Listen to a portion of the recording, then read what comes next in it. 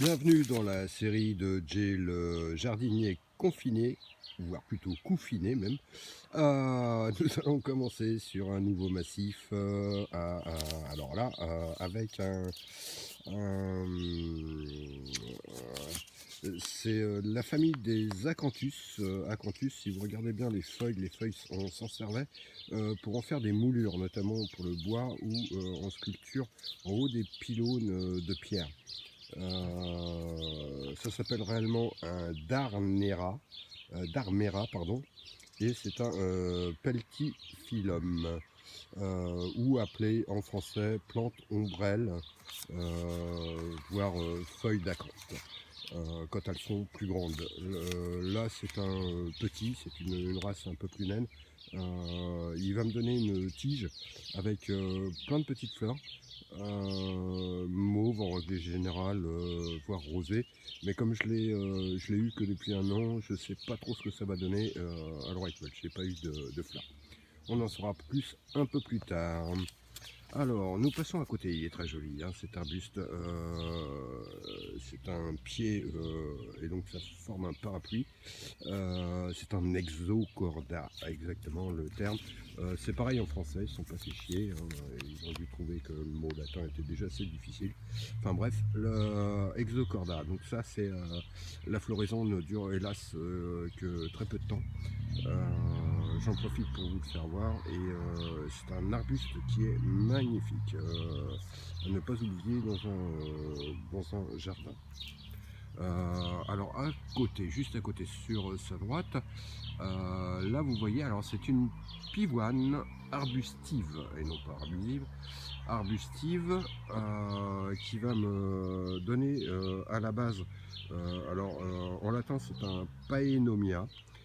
À la base va me donner des fleurs oranges, mais des très grosses fleurs, réellement magnifiques, plus grosses qu'une orange bien sûr, voire d'un pamplemousse, bien plus grosse. Le seul problème c'est qu'il se plante toujours en fait sur les couleurs, et il est plus d'un jaunâtre pisseux, on va dire. Là, on reviendra dessus quand il sera en fleurs, je vous le promets. Ça fait de très très belles fleurs quand même, mais c'est un arbre, ce n'est pas du tout une pivoine classique qui rentre en terre. Celle-ci reste réellement tout le long de l'année. Voilà pour celle-ci. On va passer à côté, c'est un berbéris aussi, nom français. Rien d'exceptionnel, hormis que faut pas trop s'y approcher, il y a plein de petits piquants. Sa couleur est sympa. Rien de plus, ça vient d'Asie, principalement Chine, Asie, surtout dans ces coins-là. Alors là, je vais me reculer un petit peu. Oh, moi c'est un de mes préférés. Là pour l'instant, il n'est pas encore en pleine forme. C'est un Sambucus, exactement, c'est un sureau. Là, je lui ai fait une taille un petit peu sévère. Elle sera encore plus sévère à l'automne parce que je vais le rabattre complètement à 1,50 m, grand max de mètres, et qui va me donner des petites billes noires bien sûr, donc les billes de sureau avec lesquelles on peut faire de la confiture. C'est un très bel arbre. Là pour l'instant les feuilles ne sont pas à leur apogée, mais c'est un très très bel arbre. Juste dessous, un miscanthus. Un miscanthus zebreus. Celui-ci va me donner des feuilles zébrées, comme son nom l'indique, au détriment du miscanthus qu'on verra un petit peu plus loin plus tard, classique. Et il va donner évidemment des fans, des plumeaux, de grands plumeaux, et très joli, très joli. Là pour l'instant il a été rabattu, les nouvelles pousses commencent à sortir, et il va falloir attendre à peu près un mois et demi, 2 mois avant qu'il soit en pleine forme. Alors, à côté, je me recule un petit peu parce que c'est un très bel arbre, un fagus. Fagus, c'est un hêtre, un fagus.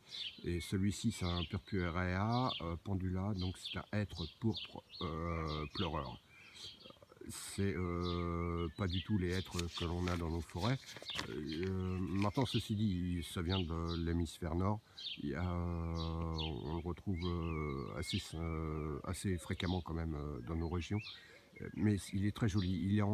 Il est pas encore en pleine forme non plus, dans le sens où les bourgeons arrivent, les feuilles ne sont pas sorties.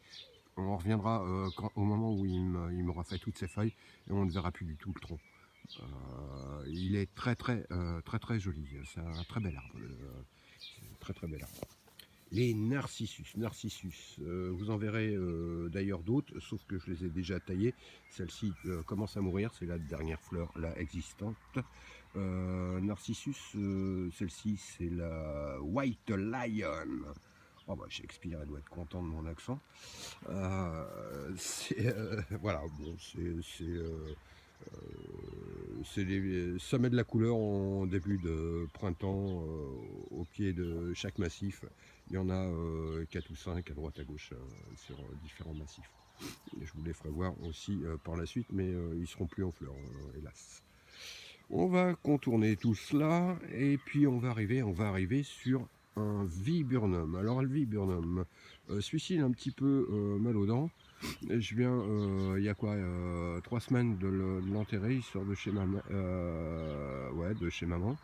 Il m'avait fait quelques petites feuilles vertes qui me donnaient espoir sur le replantage, mais bon, apparemment les nuits sont fraîches, donc il a morflé une petite gelée. On va bien voir ce que ça donne par la suite.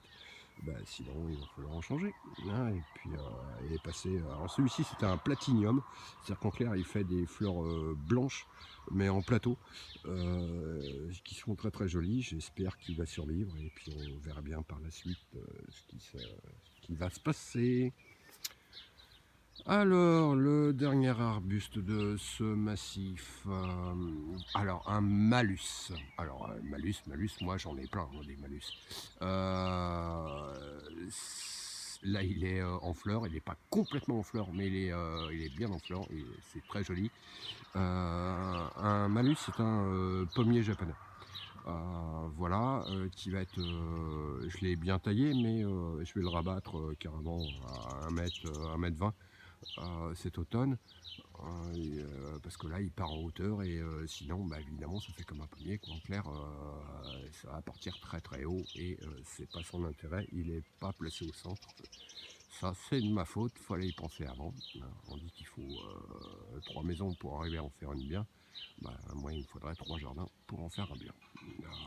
Voilà, mais c'est les petites boules que vous voyez rosées vont se terminer par être rouges et c'est ce qui va faire des toutes petites pommes, pas comestibles mais très sympathiques pour les oiseaux en clair.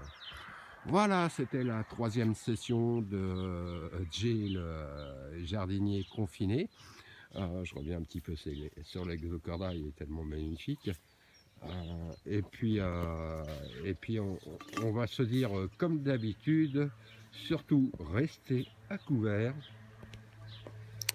Et n'oubliez pas, sus au Covid-91. Bis les enfants.